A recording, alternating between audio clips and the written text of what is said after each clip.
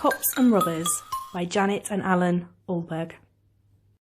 Here are the cops of London town, hard-working, brave and true. They drink their tea, stay up till 3, and take good care of you. Here are the robbers of London town, with crowbars and skeleton keys. They prowl and creep when you're asleep, and take whatever they please. Ho ho for the robbers, the cops and the robbers, ho ho. The worst of the robbers, as most of us know, is dreadful Grabber Dan. His voice is gruff and he's pinched enough stuff to fill a furniture van.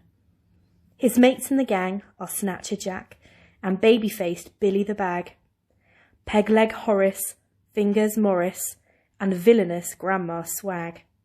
Ho ho for the robbers, the cops and the robbers, ho ho. This dreadful snatching, pilfering bunch would rob a baby of his lunch.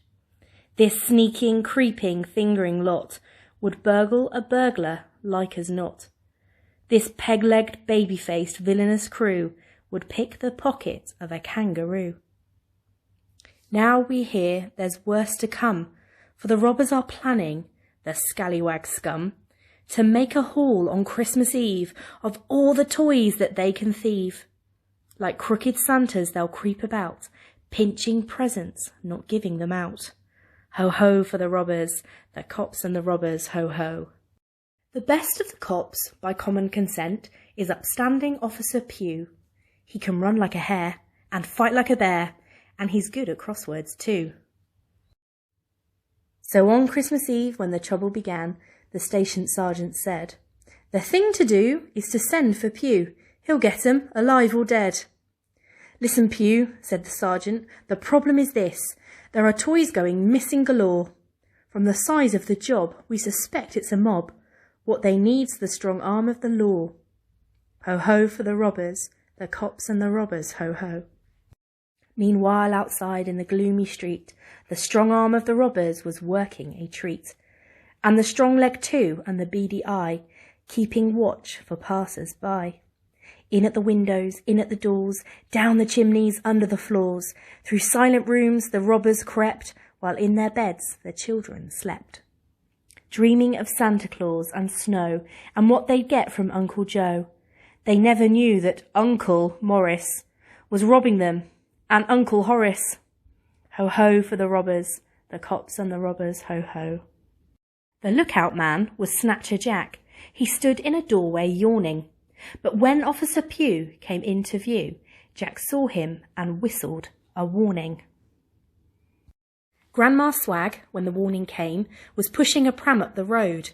It was piled high with loot, and stolen to boot, a thoroughly villainous load. "Hello, hello," said Officer Pugh. "Now then, what's going on here?" "Not much, young man," said the criminal Gran. "We're just having a robbery, dear." Ho ho for the robbers, the cops and the robbers, ho ho. Before Officer Pugh could unravel this clue, the robbers were on him like beasts from a zoo. They knocked off his helmet and rumpled his tie, trod on his truncheon, kicked mud in his eye, pulled his ears and tickled his feet, threw half of his clothes all over the street, punched and pummeled him, wham, bam, slam, even ran over him with the pram.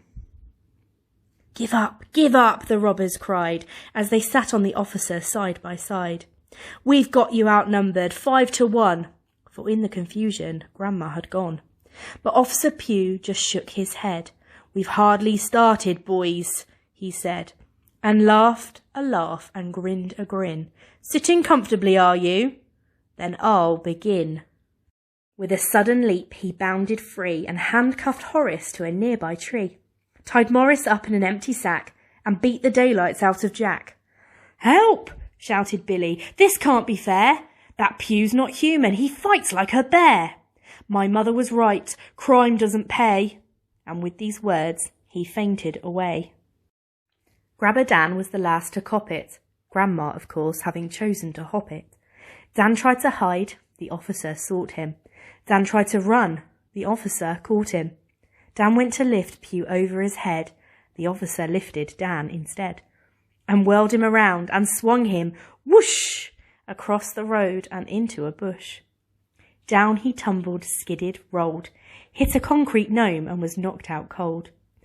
Pugh dusted his hands and sat on the wall. A little snow had begun to fall.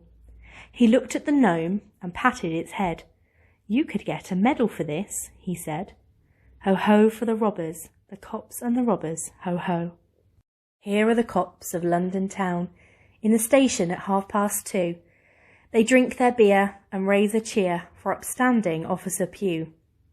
Here are the robbers of London town, in cells all gloomy and grim. "Let us out, not guilty," they shout, and "It wasn't me, it was him." Ho, ho for the robbers, the cops and the robbers, ho, ho. And the toys? Oh, they were taken back by a Santa Claus copper with a Santa Claus sack, while the rest of the force searched day and night for an elderly lady of medium height, with a fondness for earrings and red fox furs, and a habit of taking what wasn't hers. She usually carried a sizable bag. Her name, of course, was Grandma Swagg. Ho, ho for the robbers, the cops and robbers, ho, ho.